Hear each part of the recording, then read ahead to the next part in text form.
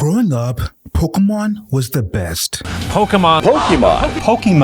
How long this is going to be around? It's the biggest thing from Japan since the Power Rangers. Pokemon is now in full mania. No other series has made me laugh, cry, and cheer as much as Pokemon. So it's heartbreaking to see such a prominent franchise decline to such a poor state. What was a heartful and passionate franchise has turned into commercial slop. Pokemon Legends ZA is the laziest AAA game I have ever seen. I myself am a Pokemon fan. I am so disappointed in the way that this franchise is moving. It's going back. Why? Pokemon being the most profitable IP in the history of our species still doesn't do the bare minimum when it comes to its mainline game entries. And as a fan, I hope that this transformation would be temporary and that one day Pokemon would reclaim the quality it was known for. But sadly, this comeback never came, which made me start to think, is this it? Is Pokemon doomed to be perpetually mediocre? Are we ever gonna get any semblance of the good old days? Well, that is what I thought until...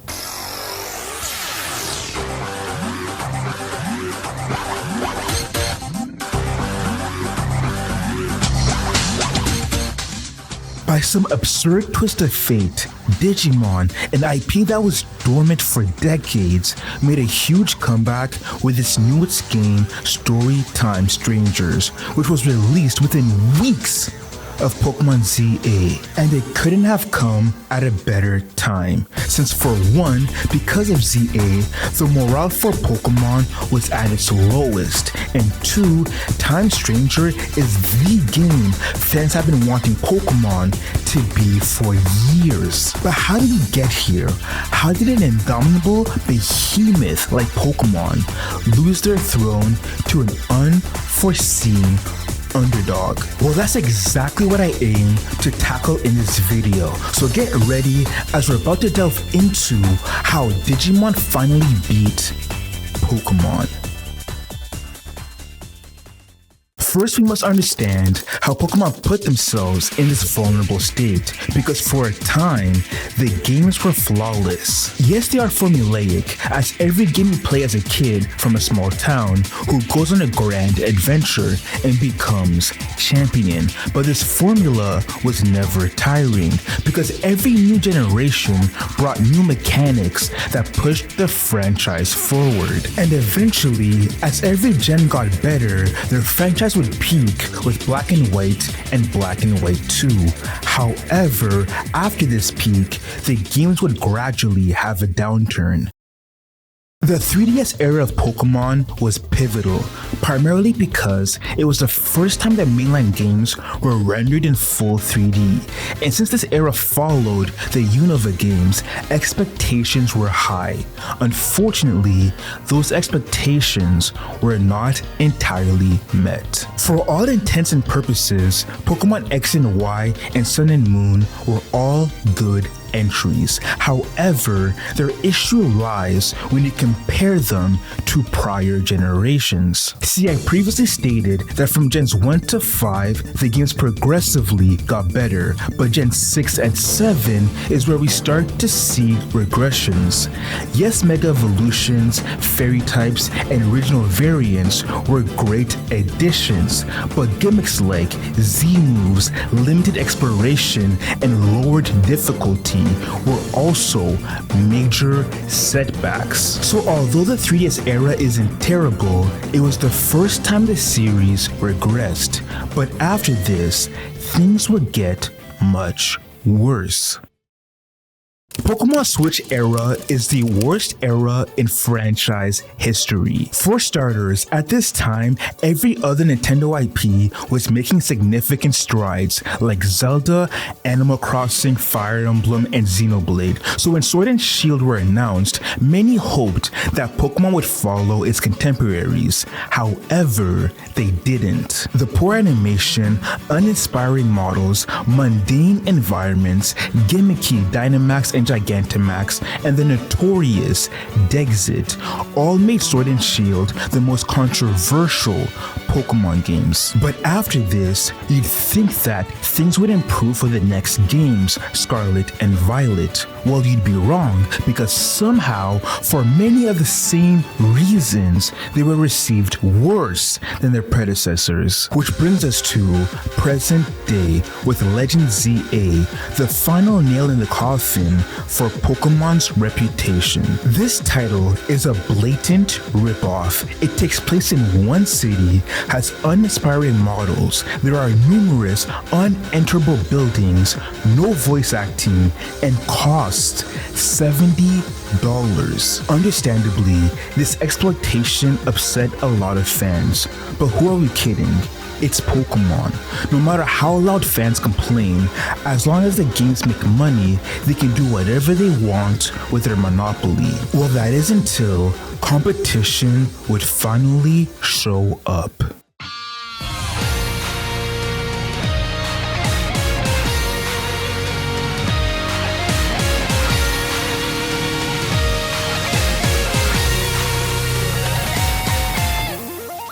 Hold up, wait. I know this is the part of the video where I'm supposed to discuss Digimon's comeback with Storytime Stranger, and don't worry, I will. But I think it's more important to discuss how Digimon even got here in the first place. See, in the 90s and 2000s, Digimon were just an inch below Pokemon in popularity. It was like Pepsi to Coca-Cola, Ronaldo to Messi, or Lamborghini to Ferrari. However, even though Digimon once had it, Bandai fumbled its potential. See, at first, Digimon wasn't Pokemon's competitor. It was a spin-off of the pet simulator Tamagotchi. And the reason why Digimon is compared to Pokemon is because of the anime. But what differentiated Digimon's anime from Pokemon's anime was its bolder and more experimental storytelling. It wasn't afraid to replace its protagonist every few seasons, and wasn't afraid to tap into darker and more mature themes. And because of this type of artistic courage, it resulted in some of the greatest OVAs/movies I have ever seen. But despite my praise, it's all meaningless because the anime couldn't accomplish one important objective: sell merchandise. See, in the 2000s, a lot of anime were directed at kids to sell merchandise, like Pokemon, Beyblade, Yu-Gi-Oh!, Bakugan, Beatamon, Chaotix, and Duel Masters. But if the merchandise/games attached to this series couldn't sell, the show would get cancelled. And this is what happened to Digimon. Although Tamagotchi was popular, the Digimon version flopped in the West, and the video games weren't popular either. So consequently, without a successful complementary game, the anime in the West was cancelled. But it's important to note that although Digimon fell off in the West, it still had presence in Japan. And thanks to streaming, Digimon had small resurgences with the remakes Digimon Tri and Last Evolution. So Digimon didn't completely fall off the face of the earth, but it was far from the popularity it once had. However, something unexpected would springboard its comeback, that thing being Digimon's story, Cyber Sleuth. Cyber Sleuth for Bandai Namco was an unexpected surprise. It was so successful in Japan that Westerners petitioned for its localization, and when it came to the West in 2016, it gained more success and became the best-selling game in franchise history. Now, mind you, this is a big deal, since the last Digimon RPG to release in the West was Digimon World Dusk and Dawn in 2007. And to go from no releases for 10 years in the West to one game being a runaway success is insane. And although the success wasn't mainstream, it was still impactful enough to give momentum to a dormant IP, thus creating the perfect opportunity for what would come next. Digimon Storytime Stranger is the monster battling game people have been desperately waiting for. Its engaging gameplay, cinematic cutscenes with voice acting, beautiful visuals, and epic and heartfelt story gives the impression that the developers gave their all for the players. And this effort paid off big time because at launch, Time Strangers became the #1 best-selling game on Steam with a peak of over 84,000 concurrent players, a peak higher than Final Fantasy VII Rebirth, Persona 3 Reload, and Dragon Quest XI. But not only that, on Metacritic, its user score outranks Pokemon ZA's by a large margin. But one key reason for the success was the unbelievable timing, because at the time, Pokemon fatigue was at its strongest and people were desperate for an alternative. So when people needed it most, Time Stranger came in to satiate that need in the market, which led to Digimon to be seen in a better light than Pokemon for the first time in forever. But what made this victory so definitive?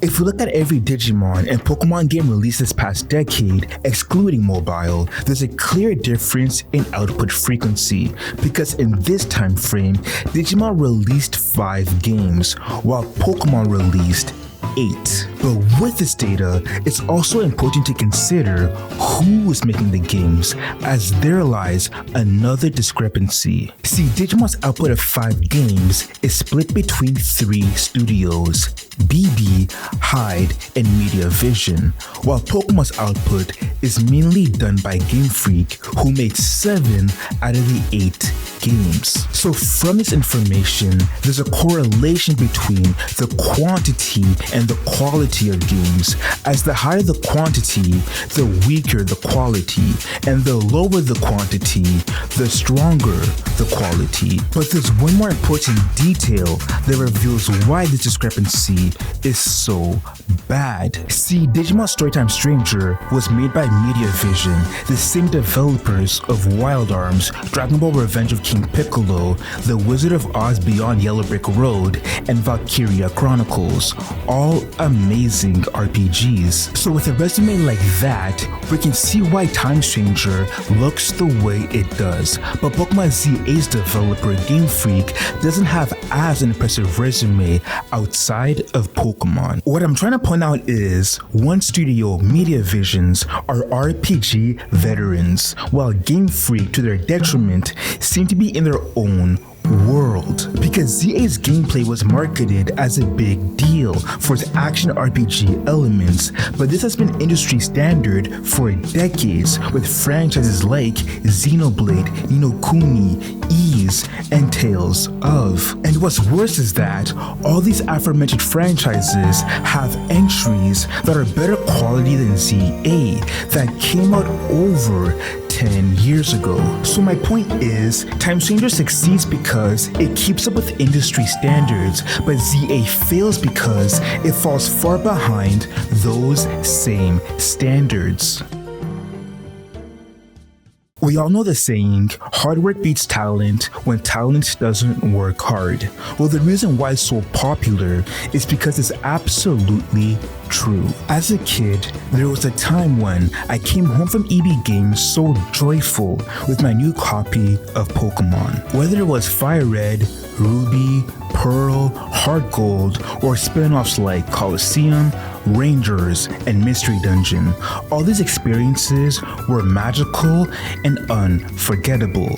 Why? Because back then, every developer for each game seemed to care immensely about their craft. But now, with half-baked products like ZA, Pokemon is shown to be a far cry from its 2000s golden years, and especially with more sophisticated hardware like the Switch and Switch 2, there is no plausible excuse for Pokemon to produce worse games than ones produced decades prior. Which is why Digimon Storytime Stranger won won. It won because while the Pokemon Company and Game Freak were complacent, Bandai Namco and Media Visions were determined to deliver an experience that respected players. So one day, I hope the Pokemon Company can learn from Digimon and deliver us the quality we know they're capable of. But whether they do this or not can only be determined with time.